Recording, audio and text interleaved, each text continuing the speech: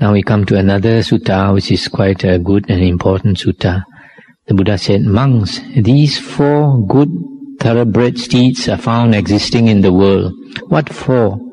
In this case, monks, we have a certain good thoroughbred steed, which at the very sight of the shadow of the goat stick is stirred, feels agitation, thinking, what task, I wonder, will the trainer set me today? What return can I make him? Here, monks, we have such a steed, and this is the first sort of good thoroughbred steed found existing in the world. I'll just stop here to explain about the best type of horse is the one when the trainer comes and he sees the sight of the shadow of the goat stick. He feels agitated. He's stirred to action. What is this goat stick? This goat stick is one. It's like a sharp instrument to prick the horse. Sometimes the horse is stubborn, he won't listen. So you have this sharp instrument, you prick his skin. Sometimes can prick deeper. So that is the goat stick. Then the Buddha said, then again, monks, we may have a certain good thoroughbred steed which is not stirred at the mere sight of the goat stick, feels no agitation, but when his coat is pricked with the goat, he is stirred, feels agitation, thinking, what task, I wonder, will the trainer set me today, etc. This is the second sort of good thoroughbred steed. Then again, monks, we may have a certain good thoroughbred steed which is not stirred at the sight of the goat stick, nor yet when his coat is pricked with the goat, but when his flesh is pierced, he is stirred, he feels agitation, thinking, what task, I wonder, will the trainer set me today, etc. This is the third sort of good thoroughbred steed. Once more, monks, we may have a good thoroughbred steed which is not stirred, feels no agitation at the sight of the goat stick, or when his coat is pricked, or yet when his flesh is pierced with the goat stick. But when he is pierced to the very bone, he is stirred, feels agitation, thinking, what task, I wonder, will the trainer set me today? What return can I make him? Here we have such a good thoroughbred steed. This is the fourth sort of good thoroughbred steed. Thus, monks, these 4 good thoroughbred steeds are found existing in the world. I'll just stop here for a while to recapitulate. These are the 4 types of good horses. The first one, he sees the owner, the trainer coming with the goat stick, or just the sight of the shadow of the goat stick is enough to stir him into action. The second one, he has to, when the trainer comes with the goat stick, he's not stirred, but the trainer has to poke him, then he goes into action. The third one, you poke him also not enough. You have to poke until the flesh is pierced, then he'll go into action. The fourth one, even that is not enough, but he has to be pierced until the goat goes into the bone, then only he'll get into action. So these are the 4 good thoroughbred steeds. Then the Buddha said, just in the same way, monks, these 4 good thoroughbred men are found existing in the world. What for? In this case, monks, here we may have a certain good thoroughbred man who hears it said that in such and such a village or town is a woman or a man afflicted or dead, that means sick or dead. Thereat he is stirred, he feels agitation. Thus agitated, he strictly applies himself. Thus applied, he both realizes in his own person the supreme truth and sees it by penetrating it with wisdom. Just as monks, that good thoroughbred steed on seeing the shadow of the goat stick is stirred, feels agitation. Even so, using this figure do I speak of this good thoroughbred man. Such in this case is the good thoroughbred man.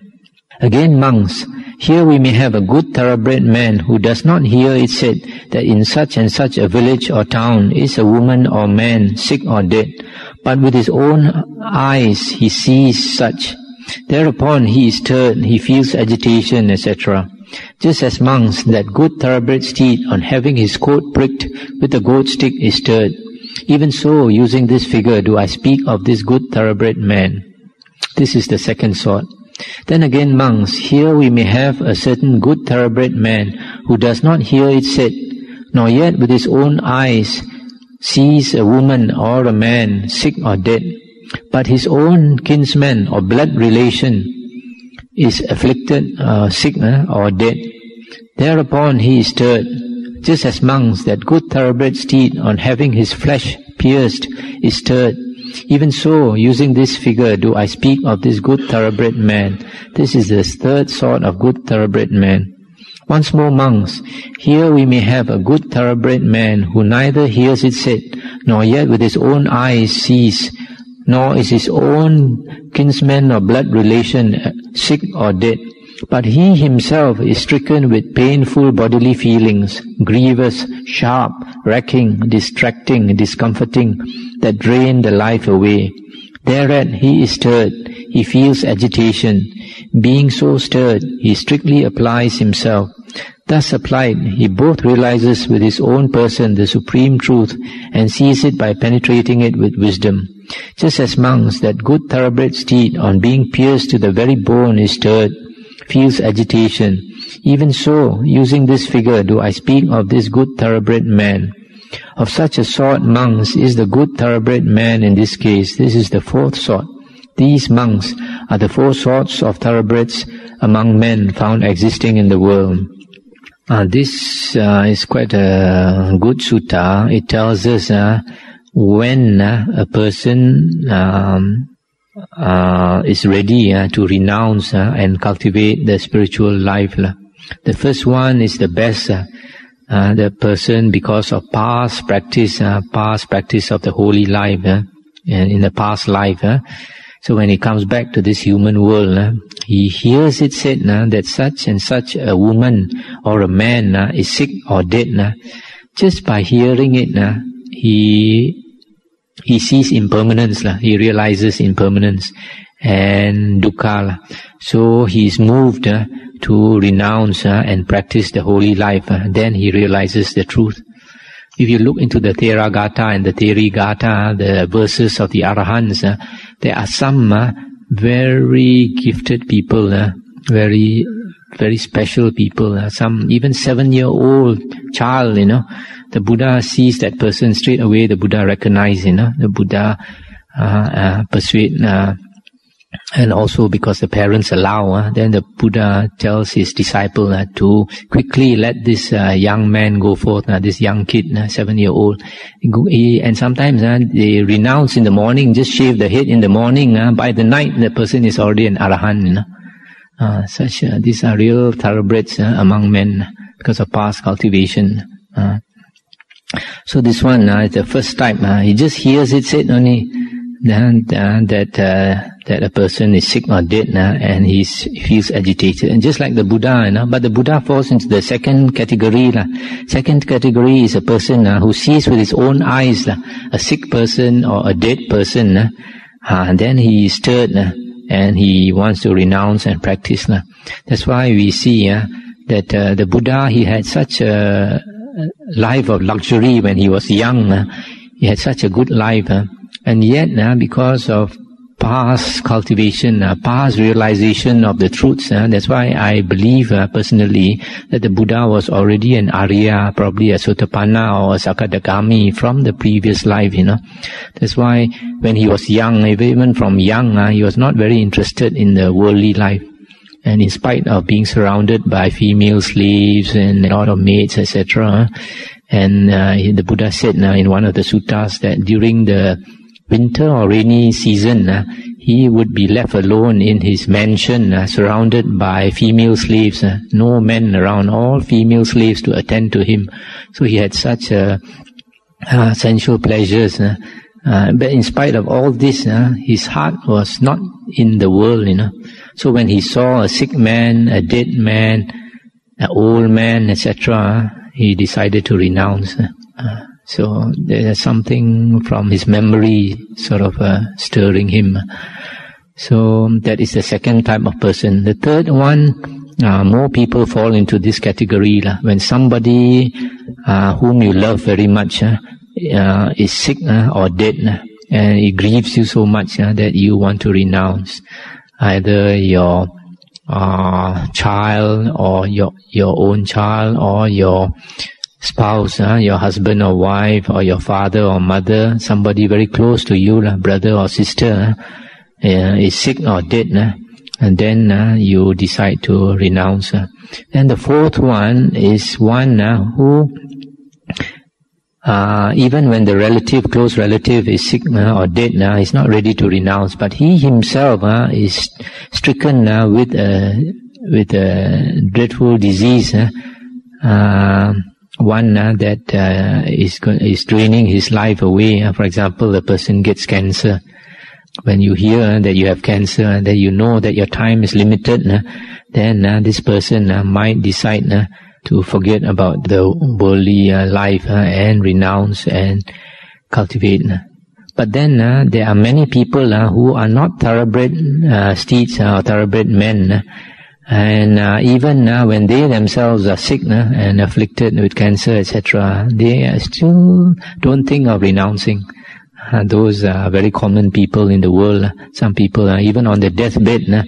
They don't realize that there is a path out of samsara, that if they practice the holy path, there is a way out of suffering. And because they have not come across the Dhamma, they have not had the good fortune of hearing the Dhamma, so even until the moment that they are dying away, they are passing away, they still don't have the thought of cultivating the holy life to get out of samsara, get out of the round of rebirths. Then we come to the next sutta, 4.12.114. Monks possessed of four qualities, a Raja's elephant is worthy of the Raja, a possession of the Raja is reckoned an attribute of a Raja. What are the four qualities? Herein monks, a Raja's elephant is a listener, a destroyer, a bearer, a goer. And how monks is a Raja's elephant a listener?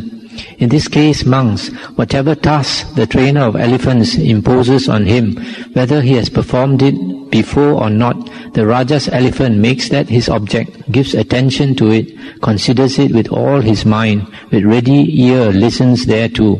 Thus monks is a Raja's elephant a listener. And how monks is a Raja's elephant a destroyer?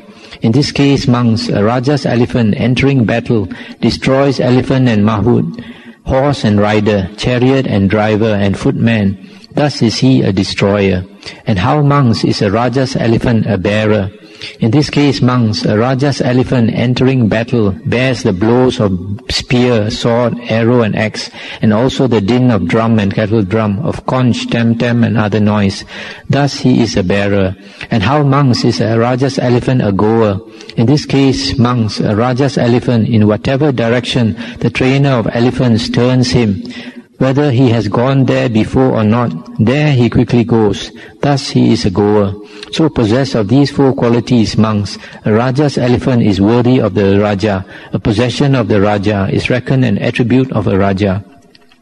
In like manner, monks, possessed of four qualities, a monk is worshipful, worthy of gifts and offerings, of salutations with clasped hands, a field of merit unsurpassed for the world. What for? Herein monks, a monk is a listener, a destroyer, a bearer and a goer. And how is a monk a listener? In this case, when Dhamma Vinaya is set forth by a Tathagata, a monk makes that his object, gives attention to it, considers it with all his mind, with ready ear listens to Dhamma. Thus is a monk a listener. And how is a monk a destroyer? In this case, a monk does not admit sensual thinking that has arisen. He abandons, restrains, makes an end of it, forces it not to recur. So also with regard to malicious thinking, cruel or harmful thinking, he does not admit evil, unprofitable states that occur from time to time. He abandons them, restrains, makes an end of them, forces them not to recur. Thus he is a destroyer. And how is a monk a bearer? In this case, a monk bears heat, cold, hunger, thirst, contact of flies, mosquitoes, wind and sun and creeping things. He bears abusive, pain-causing ways of speech. He submits to painful bodily feelings, grievous, sharp, racking, distracting and discomforting that drain the life away. Thus is a monk a bearer. And how is a monk a goer? In this case, a monk quickly goes where in this long journey he has never gone before, namely to the tranquilization of the conditioners, sankhara, to the forsaking of every basis of rebirth, to the destruction of craving, to passionlessness, to ending, to nibbana. Thus is a monk a goer. Possessed of these four qualities, a monk is worshipful, worthy of gifts and offerings, of salutations with clasped hands, a field of merit unsurpassed for the world.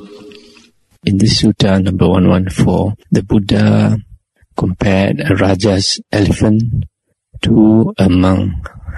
This is one of the suttas where the Buddha uses this comparison of a naga, an elephant, with a monk. This word naga denotes an elephant. It also means snake spirit, snake deva, a deva with a snake body. It also is used for a great being, a noble person. In this sutta, the Buddha said that a Raja and an elephant is worthy of a Raja if it possesses four qualities, namely that it is a listener, a destroyer, a bearer, and a goer.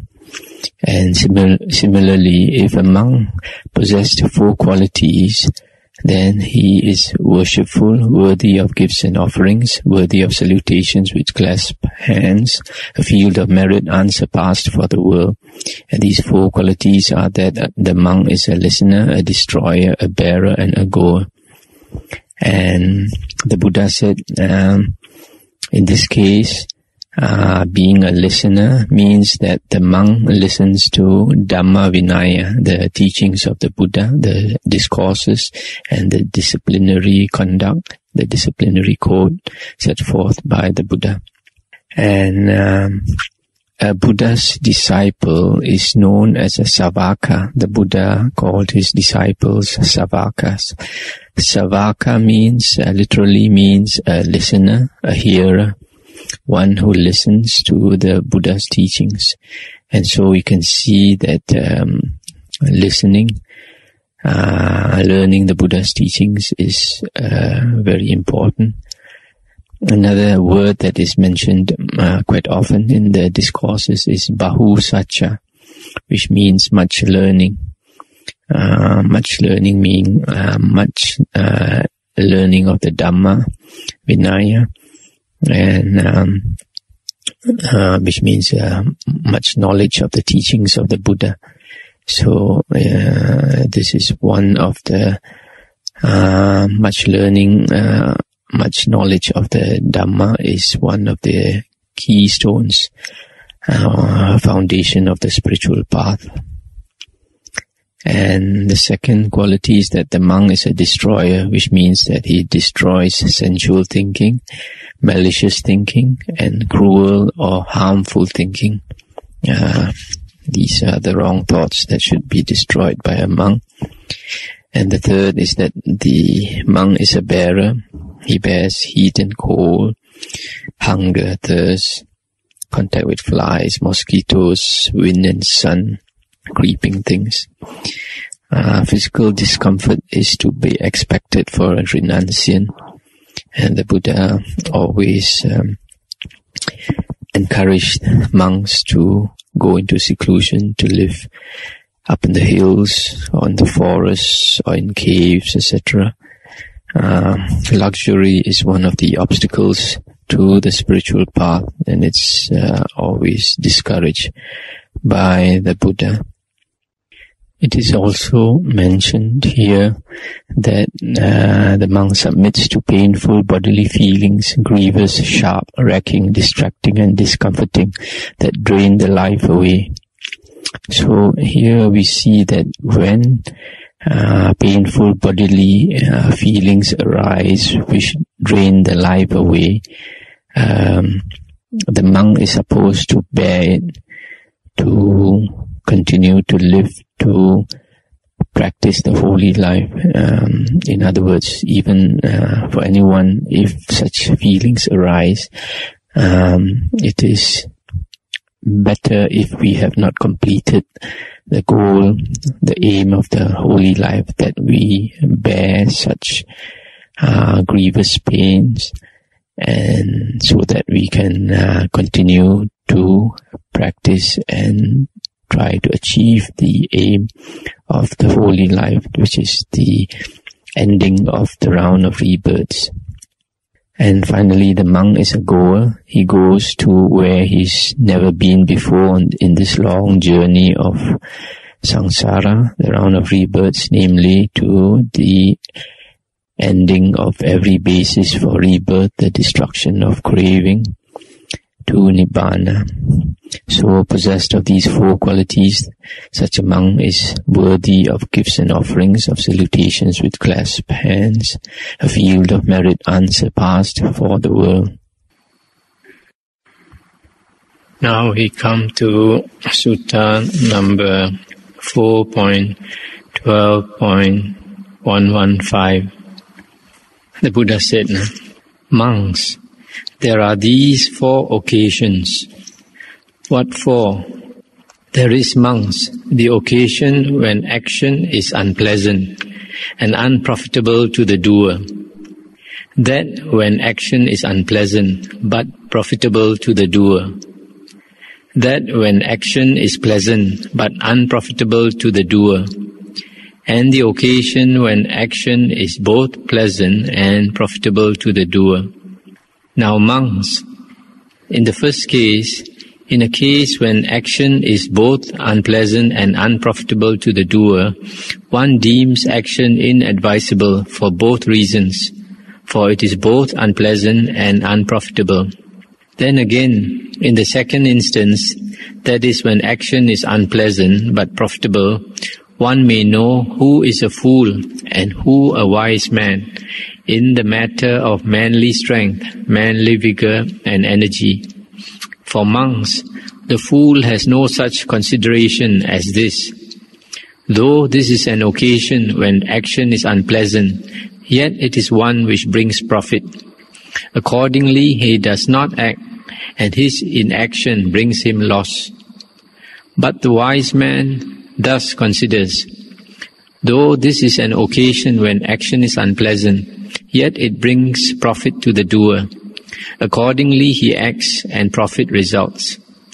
Now in the third case, when action is pleasant but unprofitable, in this case also one may know who is a fool and who a wise man in the matter of manly strength, manly vigor and energy. For monks, the fool does not thus consider, though this act is pleasant, yet it brings loss. Accordingly, he acts, and the result is loss. Whereas the wise man thus reflects, though this act is pleasant, yet its results bring loss. So he acts not, and the result is to his profit. Lastly, monks, in the case where action is both pleasant and profitable, one deems action advisable for both reasons, for it is both pleasant and profitable. That is why one deems action advisable. So these are the four occasions of action.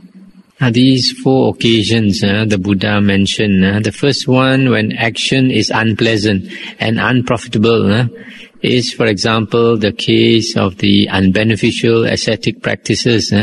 During the Buddha's time, you had some external ascetics which practice all kinds of unbeneficial practices, like starving themselves, behaving like an animal, limiting their diet, etc., etc., which is unprofitable and unpleasant. So that should be avoided. The second case is when action is unpleasant but profitable. In this case, say like in the worldly sense, it could be like when a person works for his living, then it might be unpleasant, but he's hardworking, and because he's hardworking and he pleases the boss, then he's rewarded for it. Or, for example, a wife may please the husband, etc. And that is in the worldly sense. In the spiritual sense, it's like learning to keep the precepts, learning to meditate, learning to restrain oneself from unwholesome karma, All these, in the beginning for a beginner on the spiritual path, all these are difficult. Even learning to meditate is difficult. And so it is a little unpleasant. But because it is profitable, then we should do it. So in this case, the Buddha said, you can distinguish a wise man from a fool in this case. Because a fool, just because it is unpleasant, he would not want to do it. He will be lazy. And the third case is when action is pleasant but unprofitable. In this case, it is like gambling. Is pleasant but unprofitable. Drinking, womanizing, even hunting, fishing, being addicted to TV and video shows, etc. All these are pleasant activities, but it is unprofitable. And so, in this case also the Buddha said you can distinguish a fool from a wise man. A wise man would not do these things because it is unprofitable. And then in the last case is when action is both pleasant and profitable. For example, like when a person has attained samadhi, concentration, and he abides in samadhi, enjoys the bliss of jhana. This is not discouraged by the Buddha. In fact, the Buddha said it should be pursued, developed, and made much of. It is not to be feared. Why? Because it gives you the attainment of Sotapanna, Sakadagamin, Anagamin, and Arahanthood. This is mentioned in the Majjhima Nikaya and Digha Nikaya. So, these are the different types of actions. Now we come to 4.12.118. The Buddha said, monks, these 4 places are to be looked upon by a believing clansman with feelings of emotion. What for? At the thought, here the Tathagata was born, the believing clansman should look with feelings of emotion.